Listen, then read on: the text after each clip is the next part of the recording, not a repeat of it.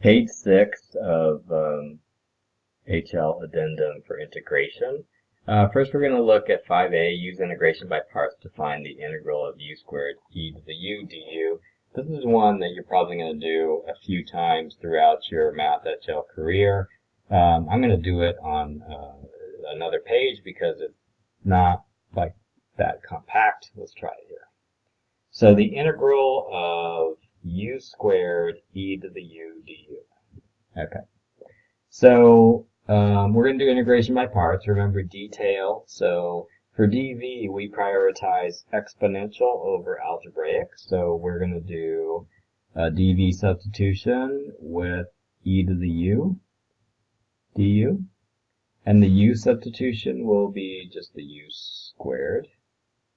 Okay, that's kind of confusing, isn't it? Let's do it. Instead of u and u here, we'll put x, and that way we'll have x here, and then it won't be so confusing.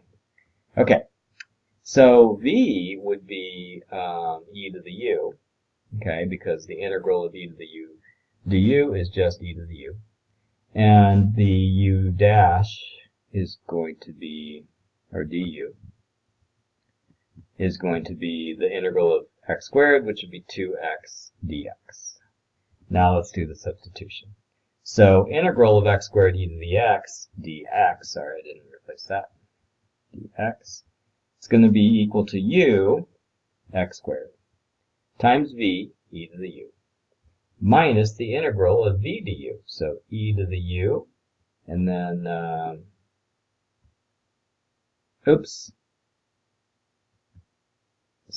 the integral the v value is going to be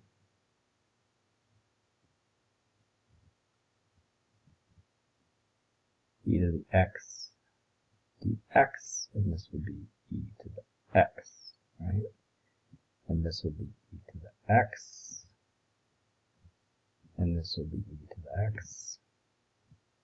Okay, and v du is 2x dx. And then we're like, okay, now we need to use integration by parts to do this one. So in this one, again, we're going to make dv equal e to the x. So v is equal to dx, and v is equal to e to the x.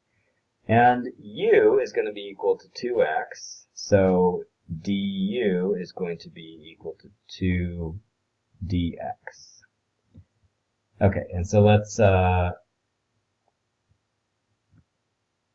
substitute in for here u, 2x, times v, e to the x, minus the integral of v, e to the x, du, which is 2 dx. Now we finally have an integral that we can do by normal means, and we won't need to do any kind of substitution or integration by parts, right? So let's x squared e to the x, and if we distribute the negative sign, it would be negative 2x e to the x, and then if we distribute the negative sign again, it would be plus, and the integral of 2 e to the x would just be 2 e to the x. And now we're finally done with the integral. Okay, so this is the integral of e to the u, and if we want to write it in u's, we would just write u squared e to the u minus 2x 2u e to the u plus 2e to the u plus c. So let's take this and we'll put it upstairs. Okay. So the answer to that integration is this. Now it says to find the integral of this using the substitution u equals natural log of x. Okay, if we're going to use, now we're just going to do a u substitution and not the integration by parts. So if we take the integral of both sides, it'll be du, the integral of natural log of x is 1 over x dx. Okay, so if we want to substitute that in there, we would say, okay, this would be the integral of u squared, and the substitution of dx would be x du. And then we're like, okay, now how can we replace the x with something with u in it? So let's try to solve for x here. We solve for x here by doing e to the u equals e to the natural log of x. E to the natural log of x is just x, so x is equal to e to the u. So I'm going to replace this x with e to the u. Now we have exactly what we had up here. So that means that the integral of this is equal to this. So we're going to copy it and paste it here. Okay. Now we're going to substitute in natural log of x for each one of the u's. So let's do that. So u squared is going to be natural log of x squared e to the natural log of x minus 2 natural log of x e to the natural log of x plus 2 e to the natural log of x plus c. Now every one of these that has e to the natural log of x, the e and the natural log of x cancel each other out, so it just becomes x natural log of x squared minus 2 natural log of x times x plus 2x plus c. Okay, now we're done. All right? Okay, number 7. Find the integral of cosine square root of 3x dx using the substitution u squared equals 3x.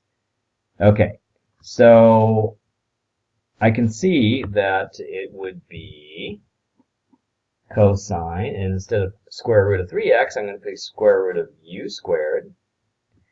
And instead of dx, I'm going to put, let's do a derivative of this. So dx is going to be 2/3 u du. So I'm going to put that in instead.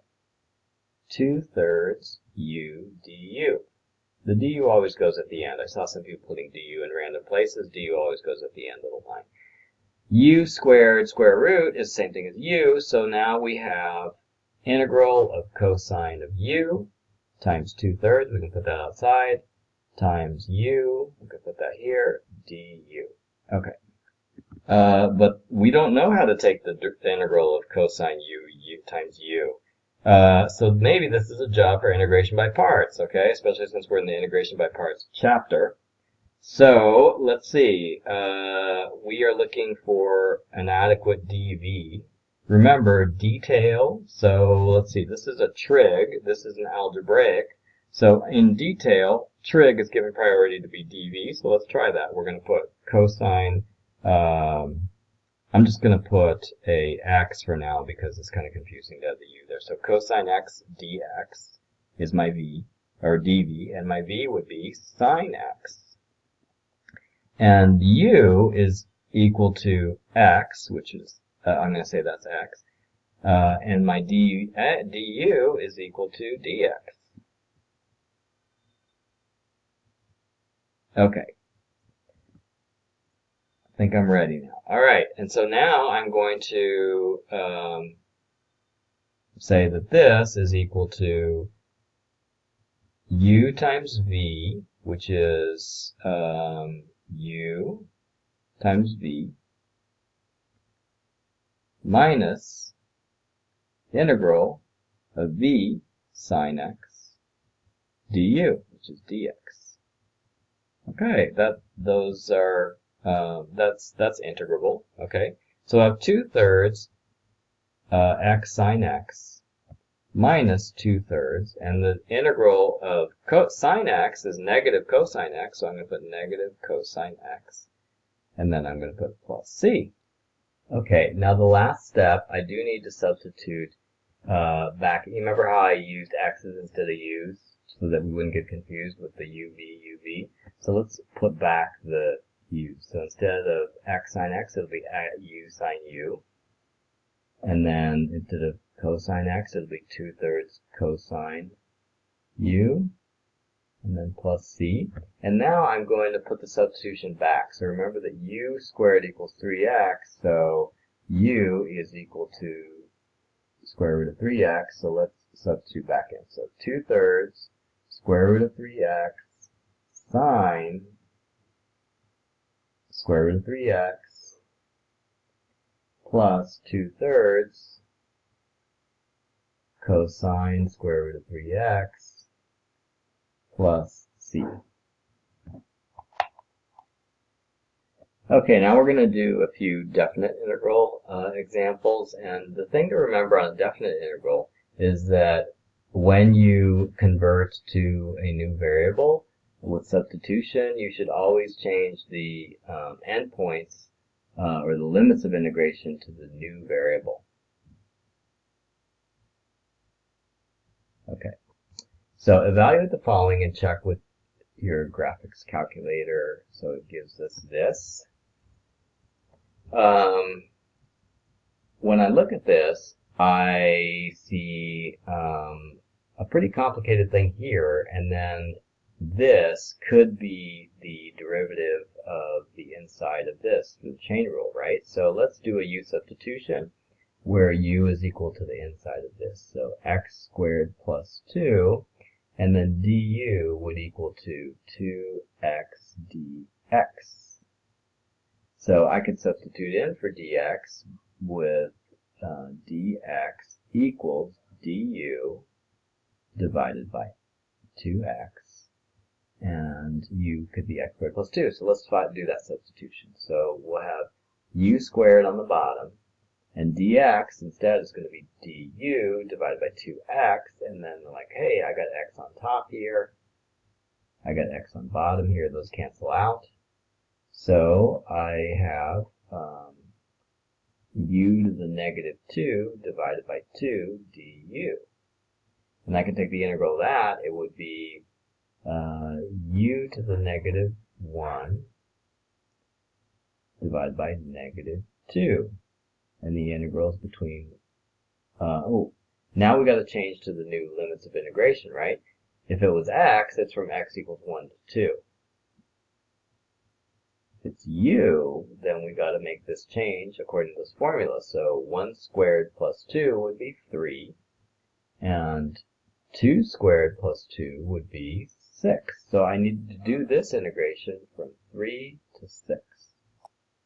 So if I factor out the negative 1/2 here, then I'm going to take the integral of u to the negative 1, or not the integral of u to the negative 1, I substitute in 6 and 3 into u to the negative 1, so I get 1/6 minus 1/3, and that would equal negative 1/6, and then I multiply negative 1/2 times negative 1/6, and I get positive 1/12.